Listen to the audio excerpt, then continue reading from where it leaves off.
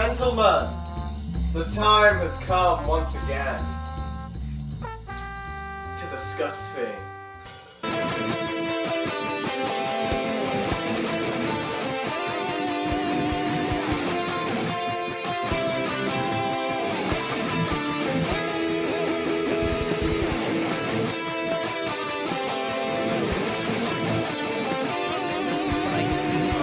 Why you want to contrast gray and blue specifically as opposed to black and blue? Well, usually that is a horrible opinion, Steve. I can't believe you just said that. This is recorded, and if we ever need to cancel you, we're going to use this mysterious audio, which no one will ever be able to hear over the music. There's your challenge. Hello, everyone. Welcome to another episode of Geeky Gentlemen. I am a geek for fun. And I'm Steve.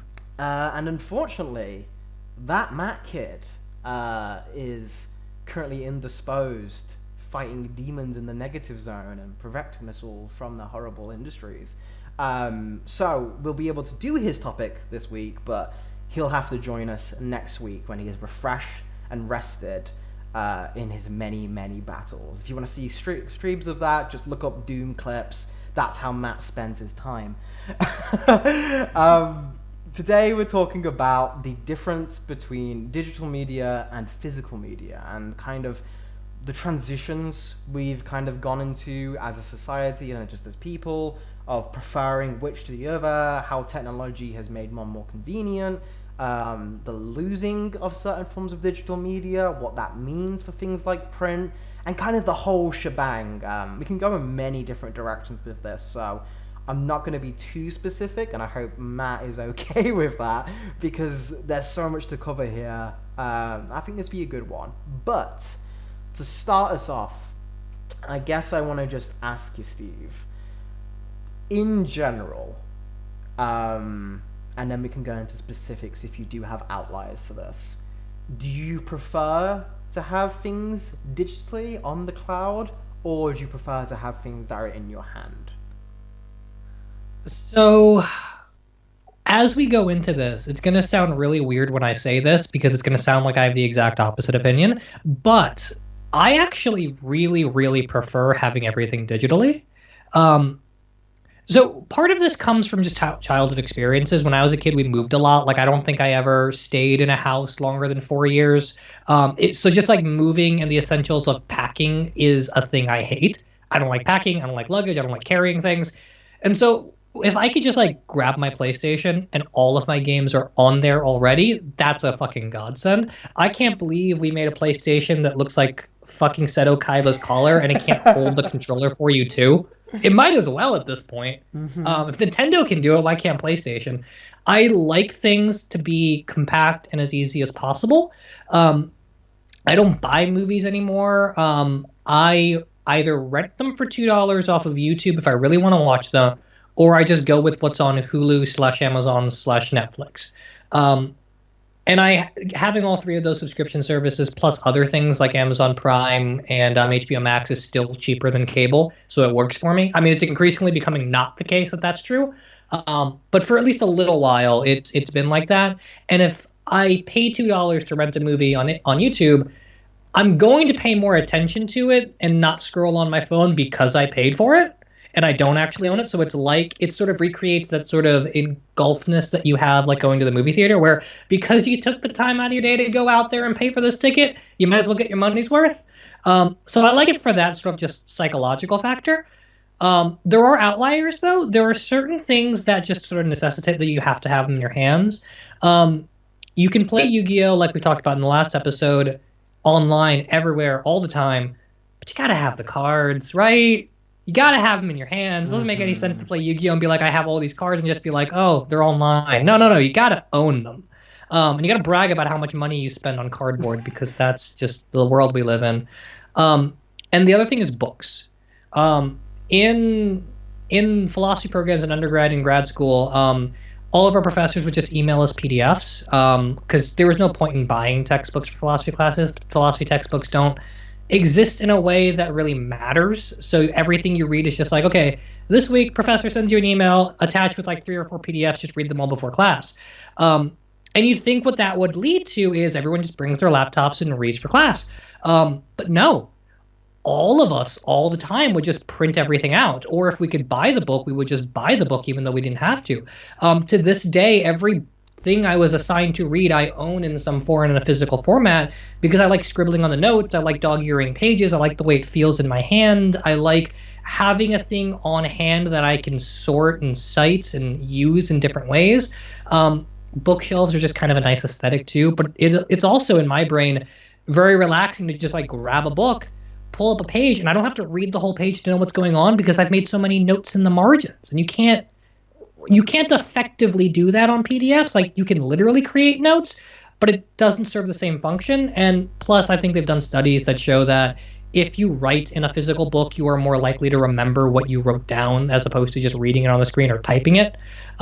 People recommend that if you're going to study and type your notes in class, to come home and transcribe them because that's the fastest way to remember whatever you were learning. So I like physical things in that sense. I like owning copies of books and copies of cards and that sort of stuff, but everything else, it's got to be digital.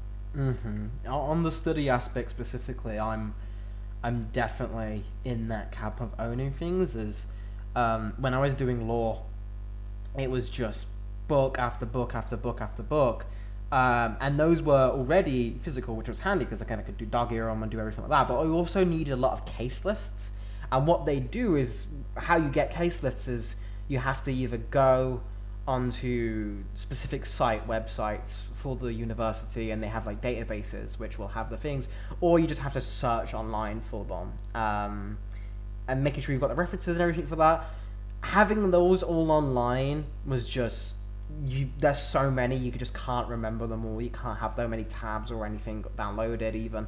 So I had to go out of my way and just print those out. So I've still got them, kind of hoping one day I'll do a dramatic display of just burning them all, because some of them are pretty horrific content just having in the goddamn drawer. But like, I've just got stacks and stacks and stacks of case lists if I ever need to scroll through and reverse, sorted into different folders of different law.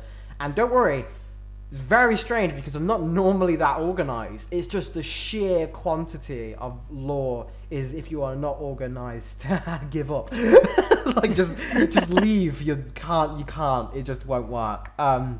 So definitely in that sense, in the sense of learning, I definitely prefer that as well. More generally though, I do like digital games. I'm kind of in a weird spot with that though, because I like the aesthetic of just having a shelf of video games, but at the same time, that's more so, I like when I went over to my friend's house and then they had loads of them. I was never rich enough to have a stack. I had like, there's Dragon Ball Z Budokai 2 and like Sonic Heroes, and then there's some books. Like, I could never have a stack of game shelves at one time because I just trade them in to get the next one or something. So the idea of that is great, but it's not my physical reality. In reality, digital has been much handier for me because it saves me from having to go outside, which Daddy Geek don't like. It saves me from having to interact or go over way, because if you're in England, it's quite out the way to go and get game stores. So that's the same with comics as well, is just by geography, I could never successfully have a pull list. I tried a couple of times, but it just didn't work. But then thanks to Comixology, I can just add them to a basket and there they are. I've got them. And then if I really like them enough, I'll just order the trades off Amazon, which is much, much more my speed than having to bag and board and look after single issues, because I'm a very messy person apparently when it doesn't come to law. So I do have some single issues, but they're not in the best quality. So it's probably a good reason that I can just put up Grant Morrison's Batman on my laptop rather than having to go through every single individual issue, because they would be unreadable by now. Tea stains all over the spot. So that's one thing I appreciate in the distinction. But generally, I think I am a more physical person, just because there's a sense of, and I guess we can get into this just in terms of corporate practices and the continuing efforts to make this harder and harder for digital, is no one's going to come into my house and take my stuff away, right? Like, hopefully. But now that I've said it on the iron, definitely that's going to happen now. Oh, no, that's definitely going to happen. That's the whole problem. Exactly. But it's a lot less likely than suddenly, like we were talking about last week, what happened with Silent Hills, with PT, is just like, they couldn't take it away, but now no one else can get that. Whereas if they had made that a physical disc release, they'd never have been able to stop that. It would have just, especially in modern days, it would have sold too fast. And people would make copies and so on and so on and so forth. The kind of case you had back in the day with like the legendary ET cartridges, which were just almost like a negative because they were physical release, because people just couldn't throw them away fast enough. There was just too many filling landfills. So I guess I'm curious, how do you feel about in an age where copyright is so dominant and corporate IPs are going to be lasting forever, long after they should, we're never going to get Batman and Superman in public domain at this rate. How do you feel about kind of the moving of, will we ever get to a point where people can just take away your digital purchases? The Silent Hills thing is really good, because that was the example I was thinking of all week as we were planning for this episode. Because, yeah, you just wake up one day and there's an update on the PlayStation Store, and suddenly something you owned is gone. Or certain things that are like digital exclusives or different print runs. So, for example, when Batman Damned came out, and we had the fucking Bat Dong in full display, and everyone threw a fit. And now in the digital release and the trade release and everything that is not the single issue first printing run of that book, you can't see it anymore. It doesn't exist anymore.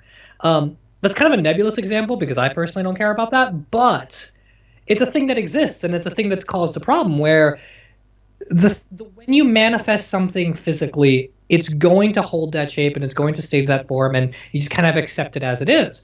And the more you start moving to digital, the more you start moving to multiple printings and multiple releases and stuff, the more you have the ability to control what people see, and the more you can sort of be revisionist about the kind of history you create. And it leads to a lot of misinformation. It leads to a lot of propaganda, even if it's not trying to be deliberately in that way, where if you just have the power to edit everyone's shared experience of your thing at will all the time, that's a little bit too much power, right? Mm-hmm. Yeah, it's one of those things where the relationship between the consumer and the product isn't as direct anymore. Right. There's now this third party of the internet, of you have to use another device to access. Like, before, if you had a book, right? And now if you have a digital book, you have to also have a device that can let you read that. If your tablet breaks or your laptop breaks, or your computer breaks or whatever, you've now also lost that book, because until that is fixed, until you have access to that again. Whereas before, like, say my PlayStation 2 just erupts in flames, I've still got all my copies of my games. If all of them were digital, and then again, I guess that's not the best example, because if you've got an account now, you normally can have a different device, but like, there is still hopefully getting across the idea that I'm saying here of, there's almost more of a risk factor as well, of if people hack into your places or your devices or your softwares or whatever, they'll have access to all of your shit. Whereas normally people had to do the courtesy of breaking in your house to do that stuff. Right. So like, there's more risk factor, but at the same time, if you have Yu-Gi-Oh cards, and this happened to me, I don't know if this happened to you, because it was very sad. But when I was a kid, I had I was on holiday, and one of the treats, I got a booster pack, and I put the cards in my pocket, and as a kid, you just forget they're there. So I went into the ocean just to, like, play by the beach. Oh, no. And then I pulled them out, and I was like, oh no, my Neos is all gone, it's ruined. So they were gone. But like, I don't have to worry about, if I lose cards, I would lose so many fucking cards. But if I've got them online, it's like, yes, I can't brag to them, but also, I ain't gonna fucking lose them. So there's so many different aspects to that.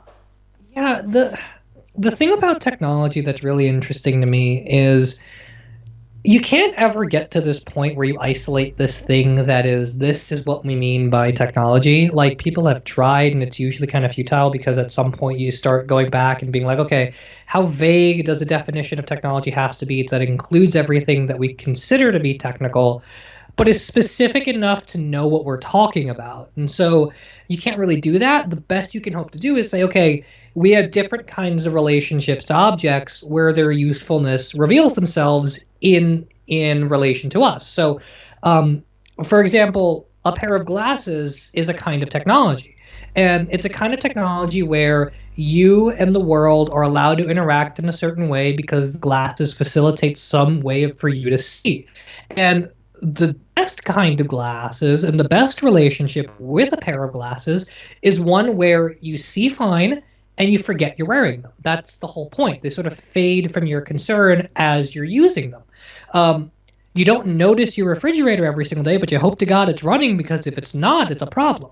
And that's the thing that sort of develops with technology, is it creates problems we didn't have before, but we have to treat like they're always going to be problems because they've faded so far from our concern that now we just kind of need them, right? Like, your refrigerator failing is not a thing you would have to worry about without a refrigerator, but now you can't live any other way but with a refrigerator or with glasses or with a computer. Like, the list would go on and on and on.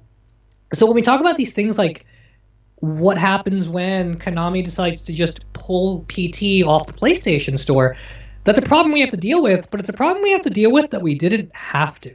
It's because we decided suddenly that we want to move things to digital that we created this problem for ourselves in the first place. And so you start thinking about all of these platforms that have switched off to doing things almost exclusively digitally. Netflix being one of the first ones where, like, back in the day, you would order DVDs. And I think you still can do that. I'm not positive, but who the fuck does that, right? Like, that's not a thing for anybody who isn't like 30 years old. Like, why would you bother to wait 2 days for the mail to get to you when you could just stream it all the time? But you can't own it, and you need the internet for it to work, and all of these other problems that are sort of interlinked with the way the technology works start consuming your life. A really good example of this in a book is the Roomba, where a Roomba, for anyone who doesn't know, is just like this little robot that vacuums your floor, and it has a motion sensor, it moves around the floor, and it starts cleaning things up. Seems fine, seems harmless. There is no, you would think on the surface, ethical problem with a Roomba, until you start to realize that Roombas are really stupid, and they'll bump into shit, and you'll leave it to kind of clean your living room, and you'll come back to see that all it's done is clean one spot because it keeps hitting its head against your table. And so then you realize, okay, now I got to arrange my furniture so that it makes sense for the Roomba to clean. And that seems like a pretty practical fix, but suddenly you're altering your life to make the technology more convenient. The technology is not making your life more convenient. Whose living room is set up in a way where everyone can face each other and talk, as opposed to everyone can have equal access to the TV, right? Mm-hmm. Like, this is the sort of problem you come into where, in both of our examples about school, teachers just kind of assume that you are capable of understanding, accessing, and are comfortable with reading copious amounts of text online. And if you're not, well, oh fucking well, you're just going to have to do it.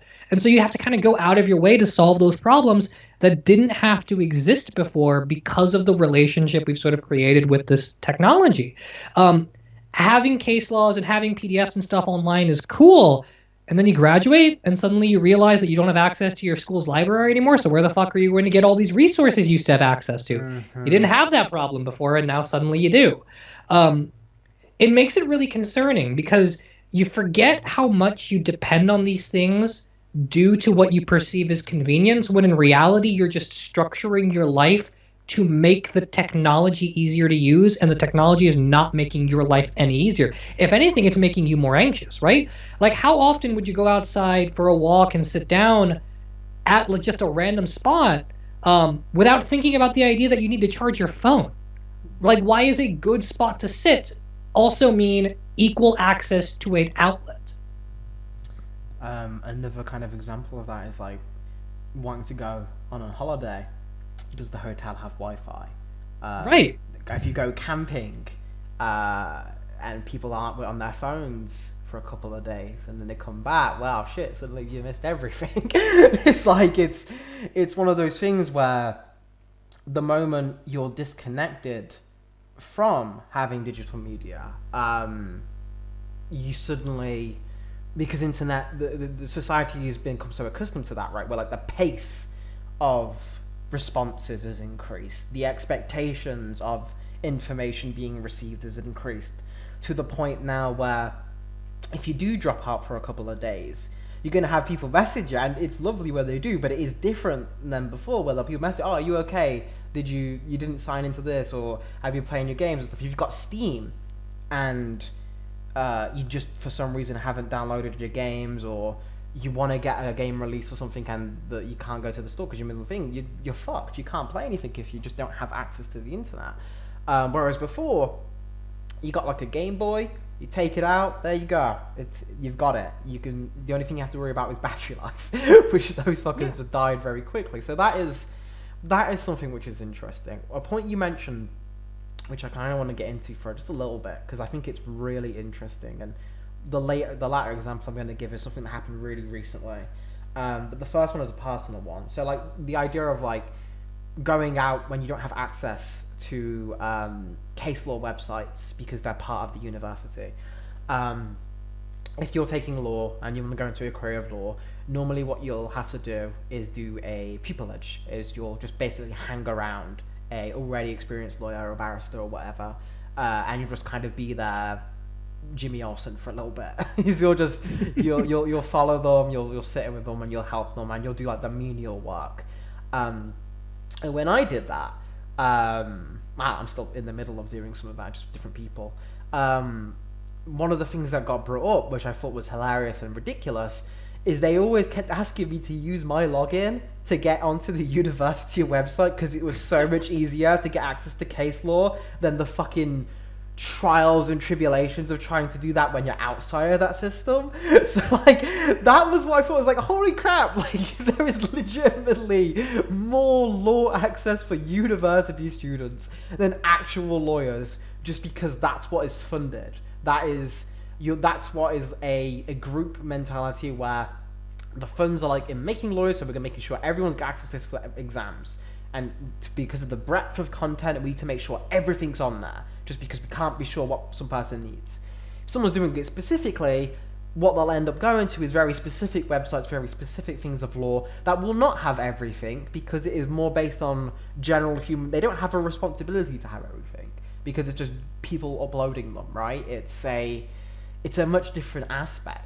And the thing that kind of ties this for the comic fans listening is very recently an event got released in Marvel called Empire. And one of the recommended readings for that was Alan Moore's Captain Britain. Now, if you do not live in the UK, you cannot legally obtain Alan Moore's Captain Britain because it is completely out of print and it's not been reprinted in any collections or anything. It's not on the Marvel Unlimited app. It's not on any of their official things. But they recommended it out of hand and kind of showed their ass a little bit. And this is a common thing that's been admitted in the comic industry, is comic book writers will get told by their editors, oh yeah, use the pirate site because it's got a better library than we do. Go out and just use it there if you need to do research. That's what is recommended to them, rather that because their print libraries and their print sources are woefully inadequate in comparison, and what is chosen to get put on digital is normally very specific. It's not as all-encompassing as just what random fans will upload scans of, like in very poor quality. If you want to put something on Comixology, you do normally have to make sure it's at least legible. So a lot of older comics don't get put up on there, which I thought was just insane. Like an 2020 Marvel event with a reading list that you have to pirate. I didn't realize they recommended Captain Britain, but when you said that, I'm like, well, fuck, how do I get that? Like, right? And like, this is one of those things where someone could write that off and be like, it's just a snafu. Captain Britain, obscure enough thing. Alan Moore is kind of a prick about some of that stuff. It happens. Recently, I went to my comic book store because I wanted to finally get all the Australian Suicide Squad stuff back in printed form, because I used to have it and I don't anymore. And I bought all the trades they had, and the woman at checkout was like, "It's a good thing you're buying this now. It's all out of print." I'm like, these trades literally came out like 6 months ago, and there's a movie next year. And she's like, "Yeah, you can't order them. They're all out of print." Make any sense? Yeah, that's one of the things. All right, because we're on it, I think we should talk about it for a little bit, because this is so much wrapped up to it. Is specifically the relationship between digital comics and print comics, and the medium going forward and the future of that, and kind of the debate that gets brought up every 5 years or so is like, is print media for comics dead and such.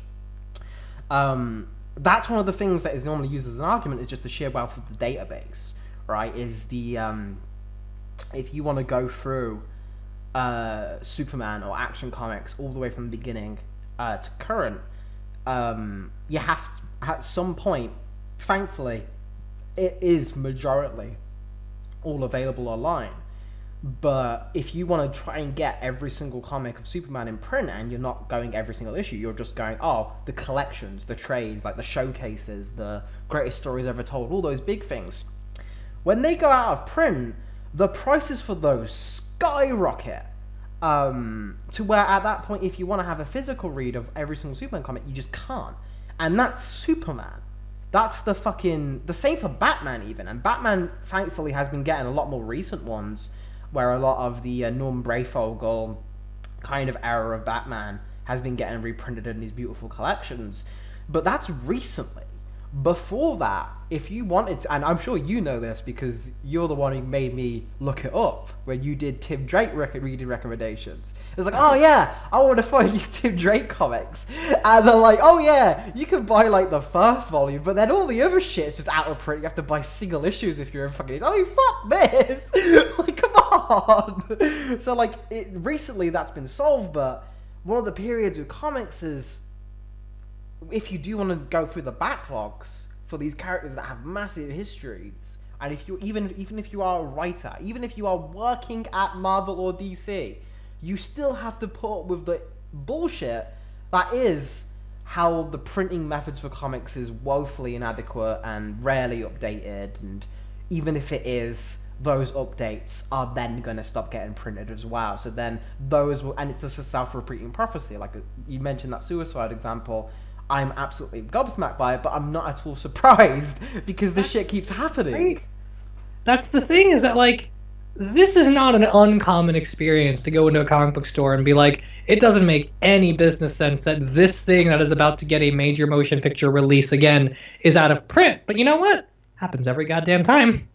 And then the things they choose to keep in print doesn't make any sense to me either. We'll mention this again at some other point, but the one Batman trade that's not a prestige story, that isn't a famous run, that has no sort of recognition outside of the dude that wrote it, that's never been out of print, is Batman Broken City. And why is that? What is it about Broken City that has allowed that book to never be out of print for as long as it's been around? But the first appearance of Tim Drake you can't get anywhere? Really? That Under the Red Hood is out of print, but fucking Broken City isn't? Mm-hmm. Who makes these decisions? I just want to know. That's my thing, right? Is who actually makes the decisions? Because the shit that is sometimes printed, you're like, wait, what? That? Really? I wanted to read Batman the Cult. Pretty easy to get. And I was like, really? that's the one that's out? But if I want to go and fucking look up, I don't know, the original Death of Superman by Jerry Siegel, fucking impossible. Can't even get. And you think that on the name recognition known and the creator behind it, you'd probably be able to, surely that was something that'd be reprinted in a greatest stories ever told. It's yeah, it was. But then we stopped printing that volume. So that's one of the issues that I really have trouble with. But one of the other interesting aspects of that, though, and kind of the tragedy of that, is Grant Morrison in a recent interview made me think about this. So I'm very glad Matt brought up the topic so I can pull up his quote.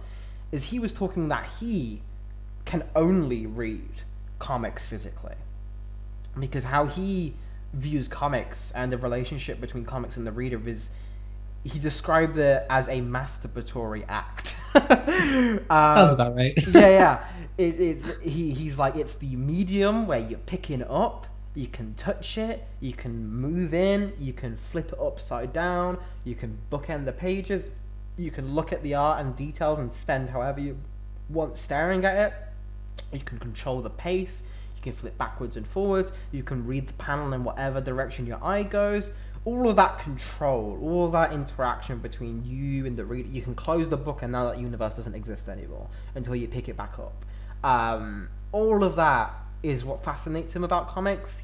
And if you've read a Grant Morrison comic, especially his later years, you know he's gotten so into that relationship to the point of where he's doing 3D Superman coming out at you. All of that is what appeals to him.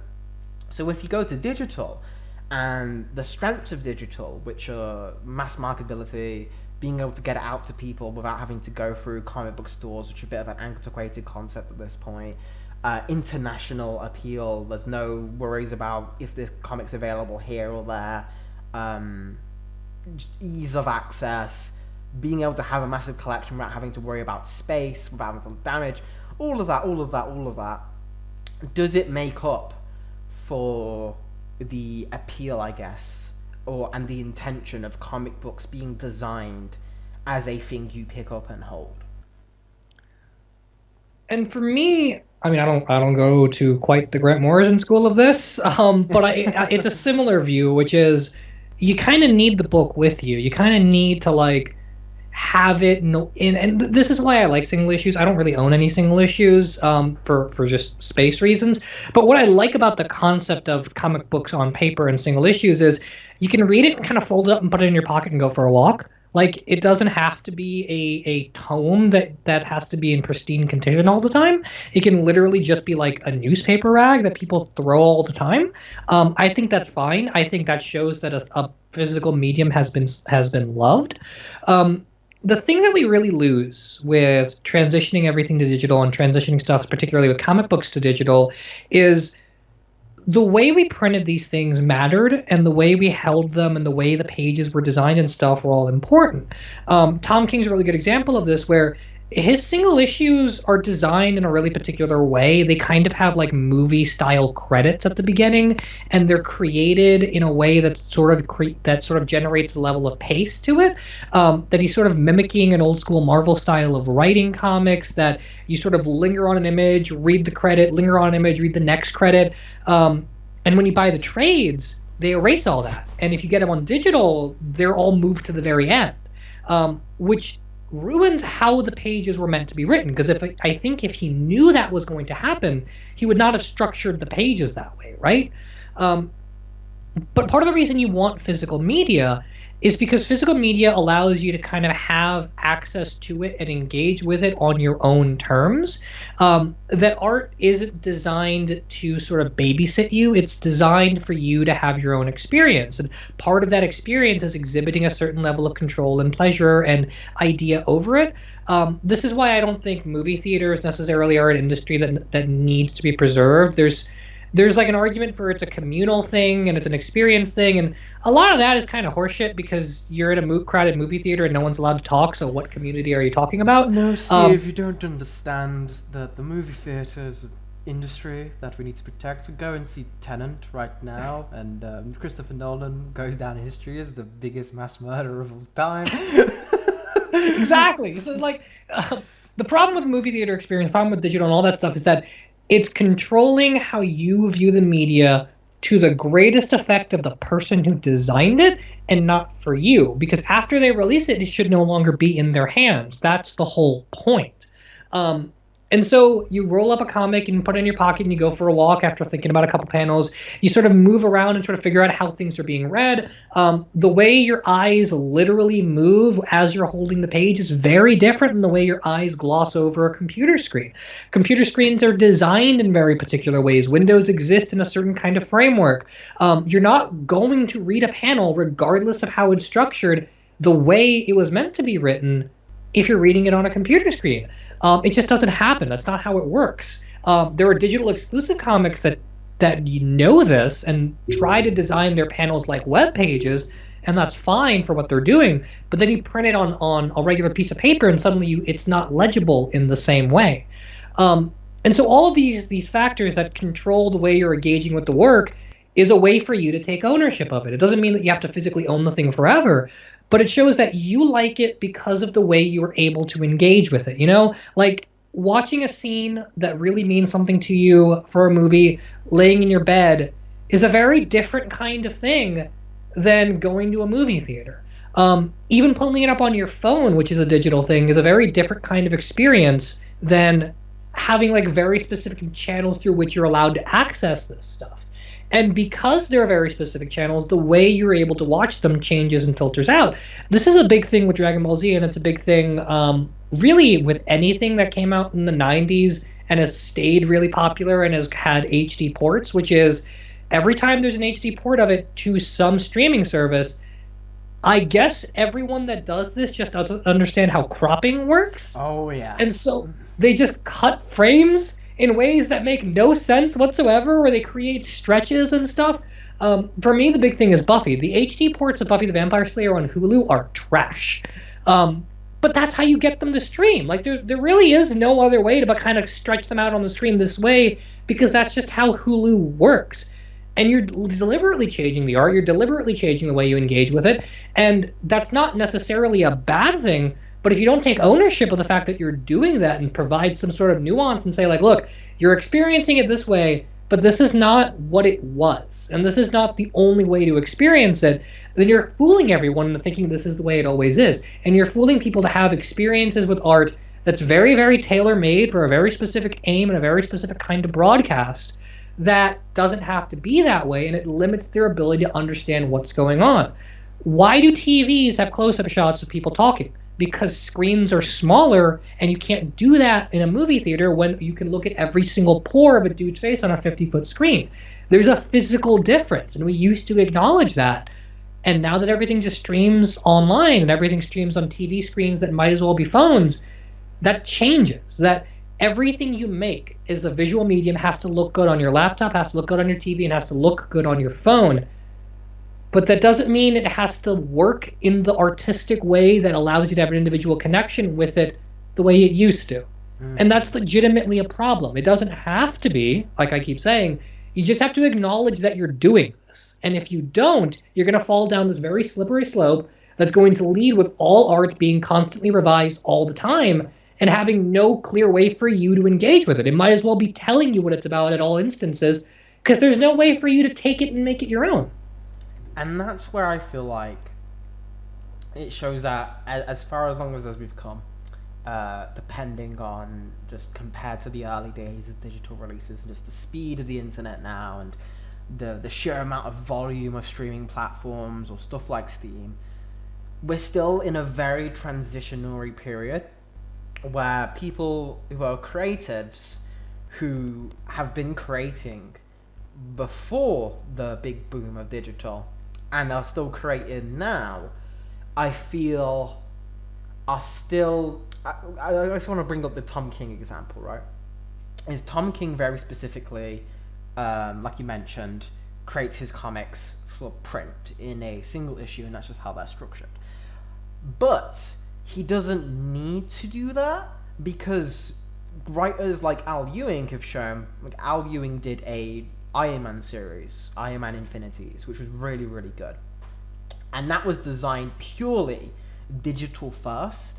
And then in the comic, with how you experience the panels and the pacing, was all built to be viewed on a computer screen with a mouse and a keyboard, and to be able to interact with it in that way. It is a different experience, but it is still I mean, it was still one of the best Iron Man comics I've read in a while.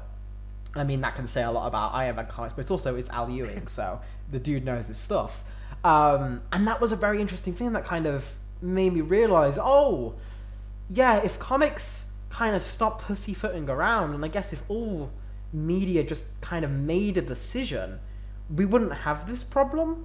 Because I think the issue arises the fact of stuff like Dragon Ball Z, where it's a remaster of an old property that you're trying to force to fit into a new medium that it wasn't designed to be streamed on, right? That's where you get the issues where fucking people just destroy the saturation, they crop everything about it, they replace scores, they go out of the way just to completely change any view of what you have. But then fans will do something where they get the original broadcast audio for like the Japanese, or they'll insert the Falcon score into the scenes they like, and they have that malleableness where they have a control of it that they wouldn't normally have if they just had like a VHS cassette. So it actually becomes theirs in a greater way than it does in physical. And I think the same with comics and video games as well, and just everything is, once we accept, okay, what is this being designed for? And let's just stop trying to fool ourselves that everything is going to work exactly the same with the artistic intention as it's going to. It won't. It just can't. You have to kind of pick a side, I feel like, if you want to truly make a stamp on everything. Again, this is mostly hyperbolic, but I think it's good to exaggerate just to get the point across, where if we just move all comics to digital, if we just stop print comics, how comic books are told would change, and there would be stumbles as people tried to figure that out, but there'd also be a lot more new shit as people started playing with the medium. YouTube, at its beginning, was basically just home movies, right? And people were just putting them online. But as people started to understand how YouTube works, people have started making like interactive adventures now, just on YouTube, on a platform that is no way designed to do that. But people have found ways, YouTube makes this in the subfeed, your playlist, you can click on this and and there you go. You can build something new on it. You can pause the video anytime, stuff like that. I think with movies and video games have kind of leaned into this more as digital video games, kind of in the way that Metal Gear Solid changed the game, where it made you swap out the controller and put it in the other socket. There's been some digital games like Literature Club, where to complete the game you have to go into your folder and delete the .exe, otherwise the thing's gonna kill you. like stuff like that is where we're just accepting this, because that just cannot work if you don't play it on PC, right? But because it's completely designed to be for this medium and be a purely digital experience where you do not use a controller, you can do shit like that. And I'd like to see more stuff like that used. The Marvel Infinities imprint kind of burnt away and died, and people don't do that anymore. But when I saw like a creator like Al Ewing do that, I'm like, yeah, I actually would love to see. Fuck it, get like a Superman comic or a Daredevil comic where it's entirely like fucking audio. Yeah. Some shit like when you have to read this comic with headphones. Like, stuff like that. You can never do something like that with print, but it would let you live with that character in a different way than before. You're right that everything sort of just starts to like make a decision of like, okay, which way are we turning with this? Because you can't have it both ways forever, or it's going to constantly just create awkwardness. Mm-hmm. Trades are a really good example of this too, where some writers write for trades, some writers don't. But everyone gets put into trade in some way, shape, or form, and so you just kind of have to acknowledge it and make a decision about which way you're leaning. The point about being able to engage with media in a much greater and a much deeper way is absolutely accurate, because fan communities and fan cuts and fan fiction exploding on the internet is probably the best thing to come from that transition. Even though everything else about the internet is trash, but that's probably the best thing we've gotten, is fan fiction being popularized and giving people very democratic access to different ways of producing and remixing the things they love and engaging with it in a much more intimate way. The problem is when things like that can be ripped away from you with no control. And it's the copyright strikes on YouTube. It's the web page takedown orders. It's the lawsuits for printing fan fiction of things that should have entered public domain years and years ago. It's the fear that someone's going to steal what you wrote in a fan fiction and become a famous published author off of it, which has happened. It's a dangerous sort of game. And like to what I said earlier, these are not problems that have to exist. And these are problems that very specifically exist because of technology. And technology is going to stay around. We can't act like we can just like go back to a time where none of these things existed, therefore we erase the problems.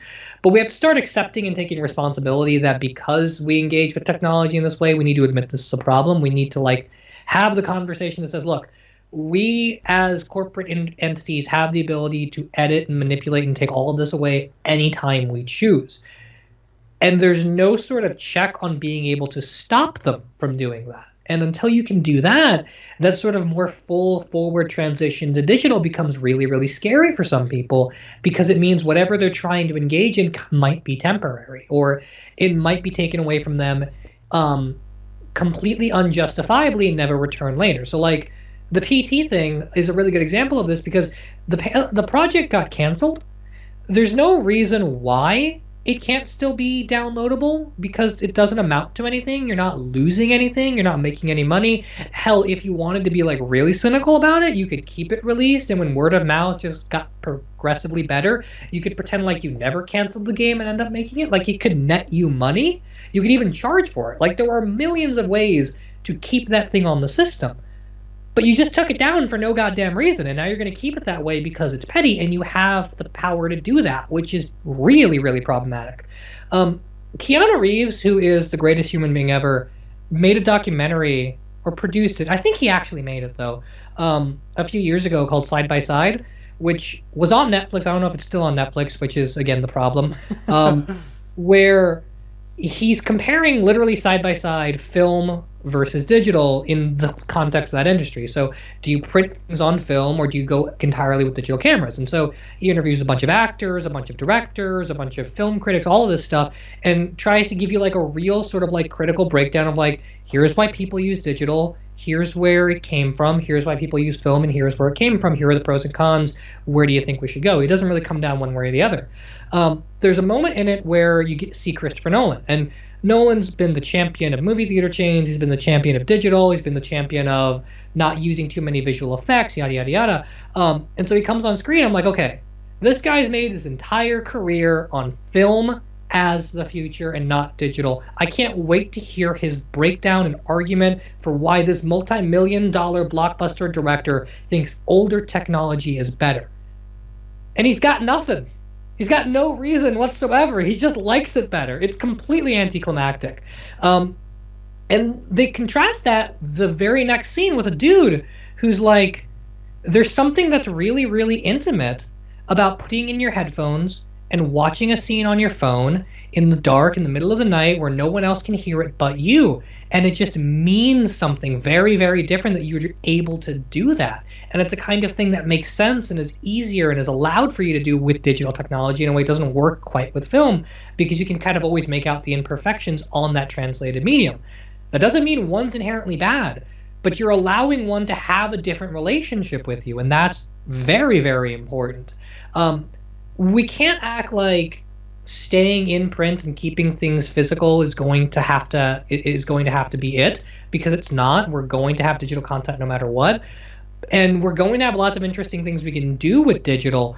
But the problem keeps coming, at least for me, it keeps coming back to this idea that who are we trusting to provide access to this information, and do they actually understand the things that they're porting over, right? Like, video games as an industry, I think, generally do a really good job of whenever a video game gets an HD remaster or a remake, the developers do a really good job of saying, this is what the game used to be, this is where it's going, this is how it needs to play now, this is how you preserve the experience and how you create a new one all at the same time. The Final Fantasy VII remake, I think, is a really good example of this, because of all the twists and turns it takes with the new medium and that story. I think it's actually legitimately kind of great. And we can take lessons from that. But like you can't depend and bank an entire artistic trend's hopes on a few people that do it well when an entire industry has way too much control over how they want to market these things. The New 52 is one of those things that really makes me distrust this whole notion, because when that launched, they changed the entire DC website to say the first appearance of all of those characters was in their New 52 first issue and nothing else. And they literally erased their entire history, and you couldn't call them on it until they changed it back.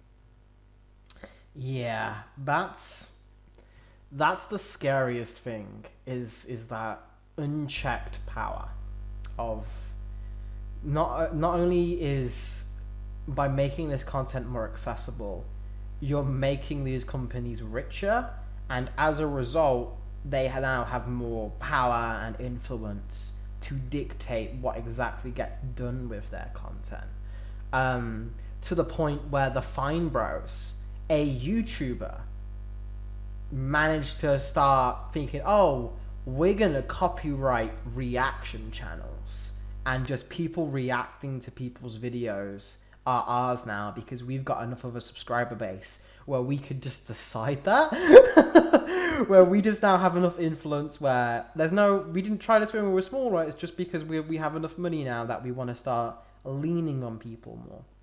And that kind of happens nearly, sadly, every time with a general success story, is whenever you get an IP that suddenly kicks off. Like, I think the most recent example is like the Boys, right? The moment the Boys kicked off, they reprinted all the trades. But they reprinted all the trades with art of the show. Like, the original covers they're not on the trades anymore. It's just the characters from the show in those covers. Which is, I guess, it's a neat idea, but that's not representative of the book. It's not representative of the characters in the book. It's merely to be a marketing strategy. It's changing the view of what this is to appeal to the recent thing. Nickelodeon, when Legend of Korra was coming out, they didn't like a lot of it. They kept going back and forth with it. Is it going to be a proper series? Is it going to get one season and stuff? So they just made like random parts of the third and the fourth season digital only. Like, legitimately, if you were watching at the time, you were not sure if this episode coming out was going to be on Nickelodeon or if it was going to be digital only. Like, until it came out, there was no forewarning. There was no things like that, which is fucking scary, man. Like, it is, and it's only gonna get worse if we're living in an era now where Disney is legitimately buying everything, where no one or anything are gonna have the influence to say no. Information that isn't written down in a book, that can be cut and pasted, that can be spread around in memes, is kind of the reason why Trump can just lie and be totally fine with it, because in the age of the internet, if you just say something enough, people will believe it. It's just how it works, because it's on the internet, and it's just, I mean, it's just as good. You can put as many references in your YouTube video as you like. It doesn't mean shit if it doesn't get enough views as someone with millions of views that doesn't say a single source, but it just says their own opinion. And that's to be the thing that will matter more, because that's the thing that influences the conversation. That's the thing that has the power. In digital, you'd think, oh, the playing field's finally evened. No. If anything, it's just, okay, now everyone's in the same arena, but we're still giving everyone who can buy it the bigger guns. But now you actually are in the same arena as them. Whereas before, they were all in their own corporate arena and you couldn't touch them. Now, you can actually get targeted by them. It's one of those things where if you made a fan film or a fan audio drama and you just put it on a CD and you passed it around to your local friend group, you're not going to have any issues with that. You could probably sell it. People do that with Dragon Ball fan manga in Japan. They'll make it and they'll just sell it because it's small potatoes. No one's going to do anything. If you make a Dragon Ball fan animation on YouTube and it does well, bye. That's not staying on there for long. It's one of those really interesting things where not only has the accessibility of things been made more prominent, but now corporations have a clear and easy way to protect their IP, because if you can find it, they sure as fuck can find it. Yeah, so the sort of cornerstone of American economic thinking is you never want to pay more to fix a problem than it's costing you. So if a kid steals a candy bar from you every single day and it costs you 90 cents, and your only option is to install security cameras, and that's like 500 payments of $60 each or something, of course you're not going to install the $60 the video cameras, because it's barely costing you anything at all. You just let it slide. It's the Dragon Ball example in Japan, where if two of you really wanted to crack down on every single fucking person doing that, you'd spend way more money than you'd ever recover. But when everything's on the internet, it doesn't cost a damn thing to get a DMC takedown order at all. You can just do it whenever and willy-nilly, and it doesn't matter. And no one has the resources really to fight you on it. And you know that, which is why you issue the takedowns in the first place. It's legitimately kind of scary because the policing has just become entirely free. And we become so dependent on the ways these things are functioning for us to just sort of live our daily lives that we try and be really careful about what toes we're stepping on and who we're engaging with in all of these contexts. You want to be careful about who sees your fan stuff so they don't report it back to DC and get it taken down. Because that's just the way the entire internet works when it's all interconnected in that way. It's nice to have things in physical medium because, one, unless someone is breaking into your house, you're never to really be rid of it. But two, because it's kind of yours. It has your personality. It has your stamp on it. Just speaking from personal experience, I used to have a really, really big comic book collection, and I lost all of it a few years ago. And only in the last few weeks have I decided I'm going to actively buy comic books again and rebuild my scattered collection. And one of the hardest things about that is I can buy as many copies of Batman Year One as I want, but none of them feel like the one I used to have. None of them feel like that permanent thing in my memory of this is the page that was dog-eared, this is the page that ripped, this is the corner that's a little bit bent because of the way it came in the original package. It doesn't have any of that physicality, it doesn't have any of those memories, and it can make new ones, and that's fine, you just sort of have to deal with that. But the original was yours in a very, very particular way that's hard to let go of.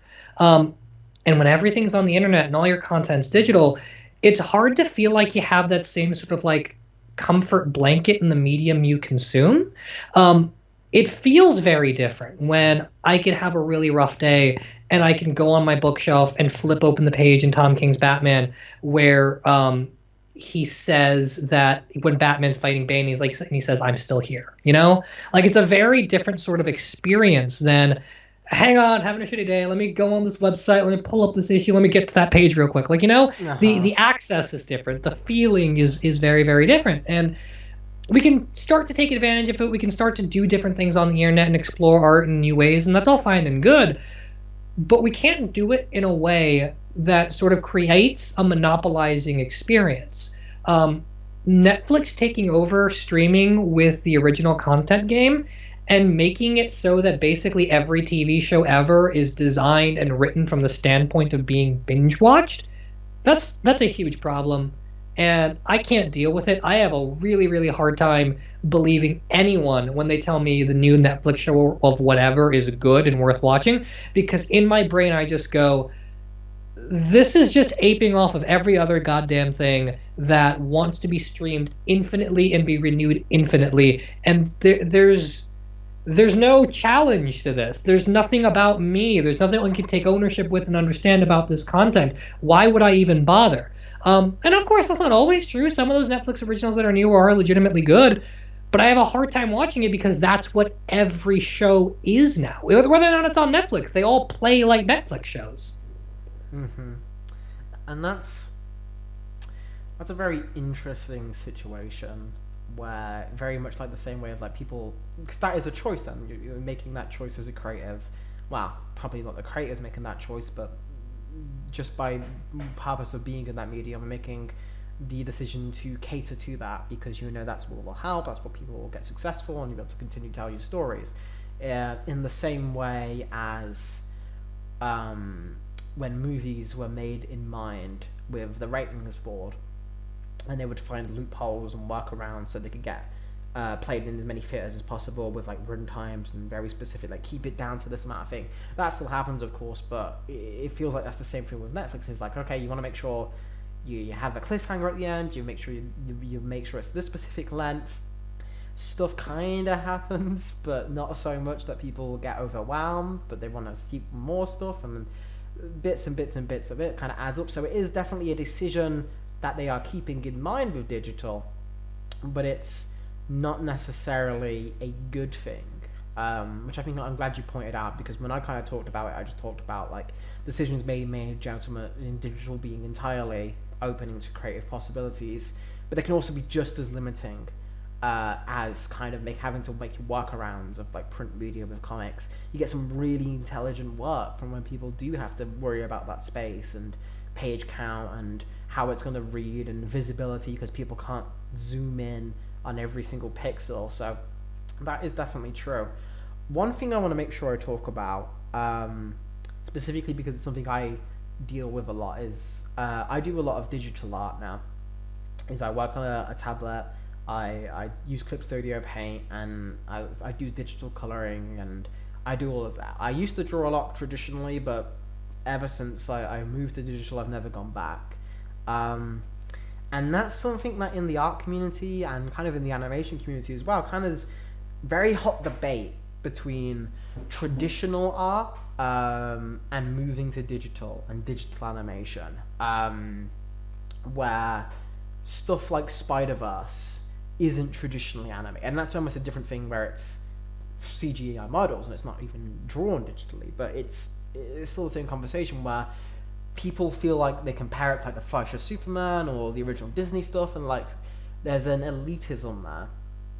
And I also think that kind of tracks to, generally I prefer digital just because I think it's cleaner, I think it's smoother, I think there's more control there, less error, much more time saving, and you don't have to waste copious amounts of paper. But at the same time, if I'm buying a piece of art, I kind of want to have the art. I kind of want to have something I can take with me. A lot of comic book artists, I know Doc Shaner brought this up, is a common comic art practice would be, oh, you might not make too much money on the book, but when you go to cons, you're going to make the bank back on commissions. And that used to be like a popular thing where comic book artists who were getting underpaid would find the loophole of, oh, I'll go to the con with the writer and I'll just speed through as many commissions as possible, and that will help pay for what I needed from the book itself, which is terrible that they had to do that, but it was a valid strategy. Now though, because so many comic book artists have moved to digital, and that's what they're comfortable with, that's what their skill set is suited to, that's kind of just what they're used to. And Doc Shaner's like, yeah, I don't do commissions anymore. I just can't justify it. I know I won't bring the same level of quality as I will when I can choose which brushes I'm using online, I can choose which filters I apply, this and this and this. And some people view that as cheating. I'm just curious, Steve, like, what's your opinions on that? So that's interesting because I'm a traditional artist. I like drawing everything with my pencils at home. I don't do it a lot anymore. I don't really share it around very often either, just because I don't like people to look at it. But I really, really like having a pencil, and I really like having the paper in my hand. I like the way it feels. I like the control I have with my fingertips and smudging and erasing and stuff like that, as opposed to having it all online. Because I understand the concept of doing things digitally and having control over texture. But in my caveman brain, texture is a thing you feel. It can't be a thing you just look at. So I have to like feel what I'm drawing, or it doesn't make sense to me. But that's just me. That's just how I work. That's just how I like things. And I've never tried going to digital. I just don't like the idea of it because it doesn't fit with how I was trained to draw. And the way I was trained to draw, even stuff like our teacher would be like, you're not allowed to use mechanical pencils because it's different. The graphite works in a different way. It's not even, it doesn't have the same depth. It doesn't have the same density. You can't shade the same way, all of that stuff. I think it's really interesting though, because so many comic book artists in particular have moved to digital, and so much of their work depends on digital stuff. Miss Gerard, who pairs up with Tom King on most of his stuff, is an entirely digital artist, and I love his work. I think it's absolutely gorgeous. Mikel Janin does almost everything digitally, and you look at some of their penciled stuff, and it's good, but it's not as good as their digital stuff. And you know why they do that. You know why they don't want to take commissions and stuff, because they enjoy the kind of control and they need a certain kind of environment to work in. Versus me, who I could just like grab a pad and kind of draw anything anywhere, because that's just how I learned. The issue starts to become when an industry that depends on art makes a shift to only hiring a certain kind of artist. And so a certain kind of skill set is the only thing that works within the field. And so comic book artists disproportionately now do things digitally, and comic book pages and the publishing and all that depends on, if you don't do it digitally, we're going to translate it digitally somewhere along the line, because that's just how we run with things. And so the older skills start going away, and the older ways of doing these things start being seen as archaic or not mattering, or we start to create fake versions of them through digital art. I don't think it's necessarily fair to say one's better than the other, but I think it's legitimately a problem when one style is institutionally valued to the point where the other one doesn't make sense to even do anymore. I have no preference for 2D animation versus 3D animation. I watch them both. I really don't care. But because of the way the animation industry works, we just don't do 2D anymore. It doesn't make sense to do anymore. The idea of a 2D movie coming out and looking good and doing well is just, it's gone, you know? So many of my favorite comic book artists are the ones that have that really like heavy, dense, inky, graphite-y line work. And you just can't do that anymore because you can't digitally color it in the same way. I don't have a problem with the industry going a certain way. I have a problem with going a certain way blocks off access to doing it any other way. Yeah, that's definitely, I think, the most pressing concern is artists not necessarily doing it out of choice even, but just because it's so much faster just to do it digitally, that the amount of work they need to get done and what the industry requires, just keeping a roof over their heads. Okay, now I guess I'm a digital artist. Like it's not necessarily the choice. And I think the same thing goes for 2D animation, where you'll have this beautifully and gorgeously rendered Claws film, which was kind of pitched as, okay, we want to bring 2D animation in a big bad way, and it was fantastic, and we did a Geeky Gentleman review on it, but it kind of came and went. No one talked about it because it just, as cost efficient as they tried to make that, and as good as that did look, it just can't fight the weight of the industry standard, and people being trained in the industry to do it this specific way means that if a creative is like, oh, I want to do a 2D animated film, it's a lot more work, because then you have to look up more people who are trained with that specific skill set to handle those specific things, because it is a very different, there are some transferable skills, but you do need to kind of be a different kind of craftsman to do it well. You'd need different studios, which, because there's no need for them, don't exist at the moment. So that's why you see a lot of when there are 2D animated shows, basically every currently produced animated series in the States is outsourced to Japan for animation. That's always been a thing. Even like, people be surprised when you say, oh yeah, that's The Simpsons. It's like, wait, what, really? The Simpsons? It's like, yeah, it's anime, technically. it's all animated in Japan. People are surprised at that. It's like, wait, what? Well, yes, because that's the one where, because anime is such an institution over there, that they've got the studios, they've got the resources. They don't exist because they couldn't fund themselves in America, in locally. So that is a shame, and that's the answer where, like, again, there's no real solutions you can propose, because how these things are created is so kind of random, and technological leaps are so kind of infrequent but also frequent, and people's relationship with technology changes and the general culture changes, and as a result then media is produced to fit that culture, where we do seem to be kind of moving away from the Netflix model of binge watching, where like stuff like Disney Plus is like, you will watch this every week, you fucks. You will not binge watch this. So, and that's got some weight behind it, so we'll see if that sticks. But it's not something you can ever just propose as this is the answer, because these factors are created in response to kind of random elements of things people not predicting.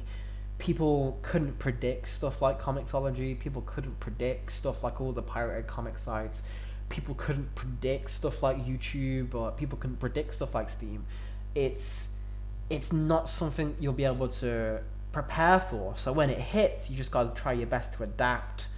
And hopefully, if we ever have a utopian society where all people's favorite character and they all check out Geeks for Fun, if everyone subscribes to Geeks for Fun, this is what society will look like, okay? Is when we do have this, just, all right, creatives, what do you want to do? And we have everything set up so you can do that. How do you want it to be distributed? Okay, great. You have the perfect thing so that whoever gets this material is getting a direct connection to what you intended. And that's kind of what Grant Morrison was talking about. Is the reason I love print comic books was like it was a connection between you and the person, because it's their blood, sweat, and tears, it's their ink scratches, it's their writing, it's their lettering, it's everything's just brought to life, that you get to hold that, and it's like a connection across time and across reality and all this shit. It's like a fucking mythic thing. And if we can get that to everything, if in all terms, because you can have that digital, like you said, in your room on your own is a more intimate experience. That is still a personal connection between you and the artist. If we can get that across the board, then hey, that's going to be wonderful. But it's also incredibly unlikely, because there is so much money in never letting that happen. Yeah, I mean, I think if there's the biggest problem with these kinds of conversations is you can't be like one or the other. You kind of have to be like, well, both, and caveat all of it. Like there's too much nuance. There's no side here. It's just a complicated issue. So what I'm about to say is kind of infuriating, but it's also kind of the way it is, which is technology is designed in really particular ways in relation to convenience. Just because something is easy doesn't mean it's worth doing, and just because something is hard doesn't mean that it's better. And that's the thing we sort of get hung up on when we start searching for an answer one way or the other to this sort of issue of like, well, digital drawing is just easier. You're right.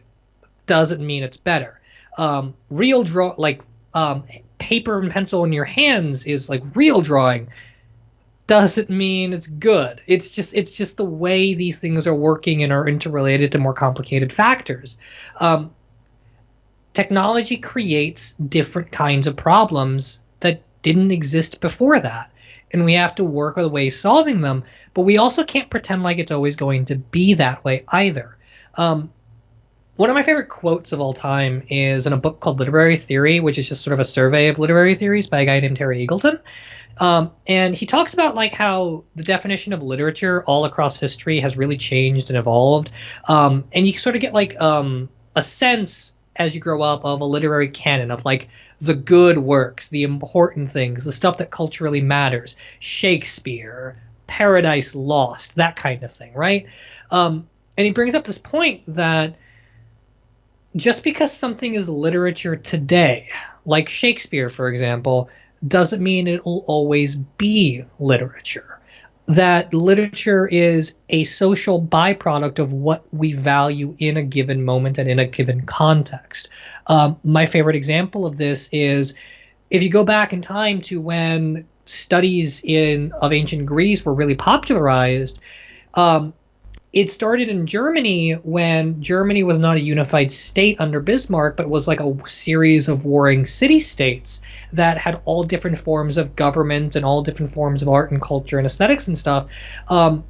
And really, are you surprised that a series of German states that all have their own ideas about how the government should work thought that Greece, also a series of states that had all different ideas about how government should work, was the greatest civilization of all time? Like, they had a bias for that. Of course they thought Greece was the greatest civilization of all time. But now we just sort of take that for granted, that the historical factor doesn't play into it, but it totally does. The preference for digital, the preference for print, all of that stuff is a cultural byproduct that exists in relationship to whatever is going on right now. Of course, because we're living through a pandemic right now, it makes way more sense to want everything through Netflix and digital and stuff. Because, yeah, I'm not going fucking outside for a movie. I'm just going to rent it over here. Makes perfect sense. I'm not going to watch Tenet in the theater. I'm going to wait for it to be on TNT at 1 p.m. on a Sunday. Please, God. Yeah. I think that's a beautiful, beautiful summation. Mr. Nolan, if he ever listens to this, he will find you. Nolan, if you're listening to this, you're shit, man. You're shit. The gauntlet is thrown. Don't like it. The gauntlet is thrown. And if you want to see that fight happen, be sure to like and comment on this episode and let us know what your preference is. And a good example could be let us know some of your favorite things, experiences of if you did go to the movies, or if you did have that one video game that you cherished and you had enough money to buy, or if it was just because of digital experience that you were like, oh man, this let me find something that I would have never have found in the wild. Let us know that. I'm genuinely really curious to see where people land on this, because like you say, it's just at the end of the day mostly personal preference, but even then you can't ever fully wholesale say this is better. Okay then, I guess next week we should have Matt joining us again, and I need to come up with a review topic for that. And because I saw some cool fan art today of it, it made me in the mood to watch it, so now I have to force everyone else to watch it. And I want to talk about Shin Godzilla. Ooh, that came out a few years ago. Yeah, I remember. Okay. Yeah. So we're gonna watch that film, and we're gonna come back and we're gonna review it. It's in both Japanese sub and English dub. They're both good. So just watch everyone. Whoa, hang on a sec. Oh. Hang on. Matt picked Scott Pilgrim. Then I did the canceled projects. Then Matt picked this. I did Yu-Gi-Oh! And then Matt picked this. You did Yu-Gi-Oh! Matt picked this. It's my turn. Oh, it's your turn. What the fuck, man? What the fuck, bro? What you gonna do? I was not prepared for this. Okay, quick clarifying question. Based on release schedule, will we be into horror month by the time that episode goes live or not? Yes, we will. We will. So it has to be a horror thing. Okay.